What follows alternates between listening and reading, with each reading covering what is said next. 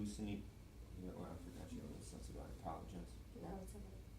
So I'm just roll. You know what we did before? We're rolling the trapezius back, right?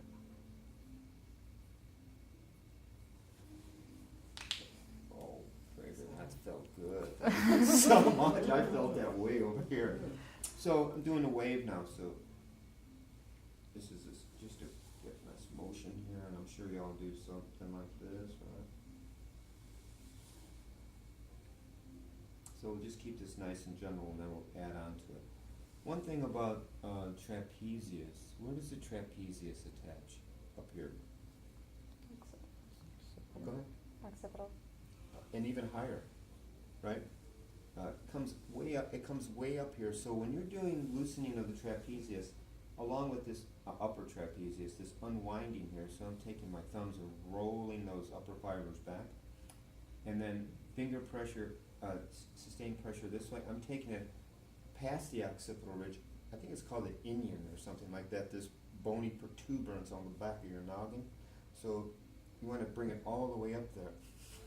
I'm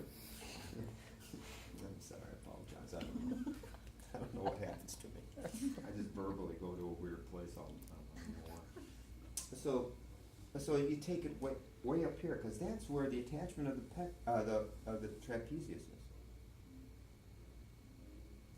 Okay. So, and then now what to do? So we're going to come and do some petrissage here.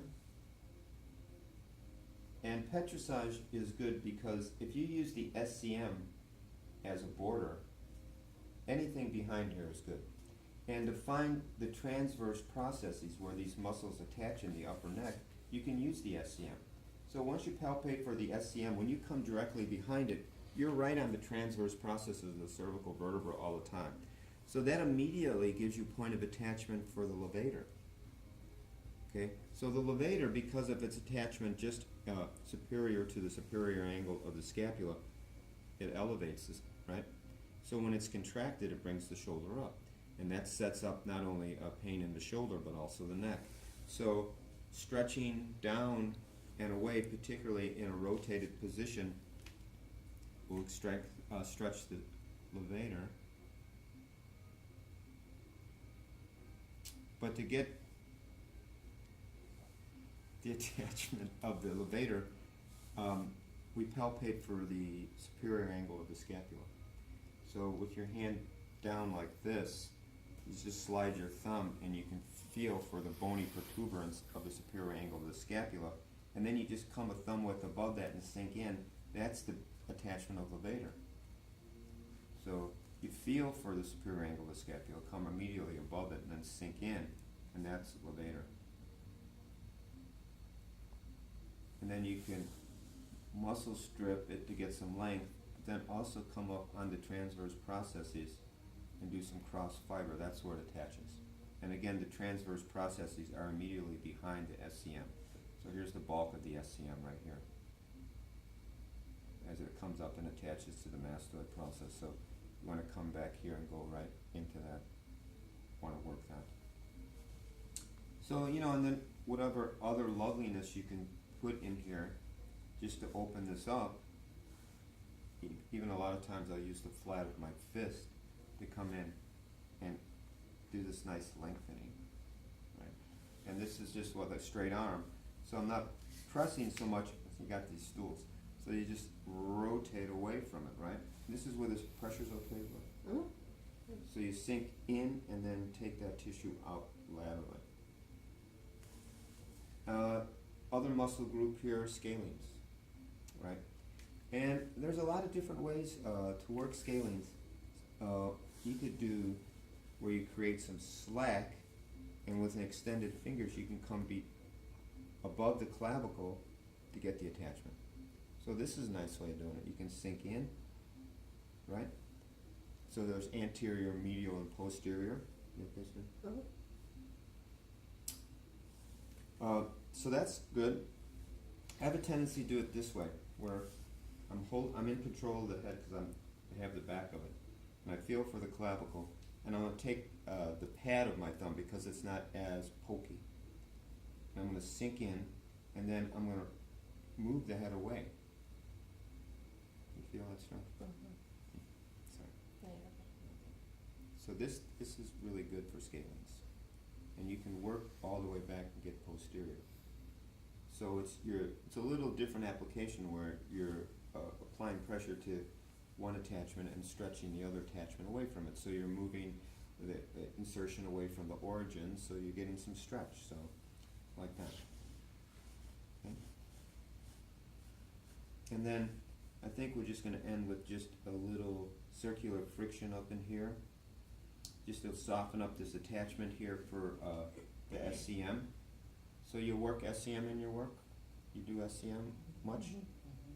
Okay, so you know there's a lot of different ways of working it. You know, you can bring the head towards you to get a little slack in the muscle, and you can do a pincer grip, right? But knowing the attachment, you want to come down where it attaches here. You can do a pinning here to loosen the attachment of the SCM. Excuse me. I have a tendency to do a pin and then roll the head away, because I like the action that it creates on the SCM this way. So you create slack, do a pincer grip. Is this okay? Mhm.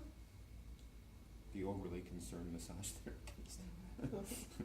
So squeezing and then moving the head away, so it's like a pin and stretch. Not quite a pin and stretch, but you can get the muscle a little differently. And I think it's a little easier to work this way. Okay. And then we'll just end coming up with that thing I showed earlier for suboccipital. So here you can see it clearly. So here, mastoid process, and I'm curling my fingers just behind the mastoid process and the pads of my fingers here, and then I'm going to rest the back of my hand on the table as I roll the head over and just let the weight of her head sink into the pads, not the tips but the pads of my fingers. So you're using the weight of her head to sink in to stimulate here. You feel that? Mhm. And one thing is because it gives you opportunity to do sustained pressure on the suboccipital muscles. And it's not much of a strain at all. It's just you're exercising a modicum of pressure to keep your fingers here, but the back of your hand is resting on the mat, and the weight of her head can sink onto that.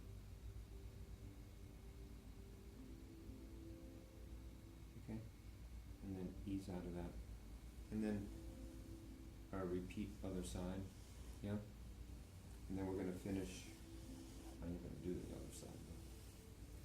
And then we finish with some longer strokes, and then this doing both sides where your fingers are curling up and the chin goes up. And we were talking about cranial sacral move, they say, where your fingertips are up underneath the occipital ridge, and you bring the fingertips up so that the chin goes up towards the ceiling. And this is the same premise. Back of my hand is here, and I'm just holding for a little bit. And a lot of times, you know, it's hard for us to let our head and neck go because that's our mind, right? So it's hard to let go. But after a while, if you hang out there long enough, their head will start relaxing a little bit, and it'll go back more and more, and that really relaxes and opens up the posterior neck.